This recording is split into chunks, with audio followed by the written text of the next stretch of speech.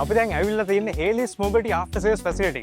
So මගේ දැන් ඇහැ පැත්තේ තියෙන J-Cool J7 plug-in hybrid vehicle එක. මේක front impact එක වෙලා තමයි මෙතනට ඇවිල්ලා තියෙන්නේ. දැන් front impact එක උනාම ඉස්සෙල්ලාම energy එක absorb කරන්නේ crumple zone එක. crumple zone එක තමයි ඉස්සරහාම තියෙන්නේ. vehicle එකේ මූණ තමයි crumple zone එක කියන්නේ. crumple zone එක include වෙනවා grill එක, bump එක, ඒකට අමතරව තව ඇතුළේ interior components ටිකක් තියෙනවා. ඊට පස්සේ තමයි crash bar එකට යන්නේ. දැන් ඔයාලට පේනවා මෙතන crash bar එක very robust, very strong. ඒ හේතුව මොකද්ද?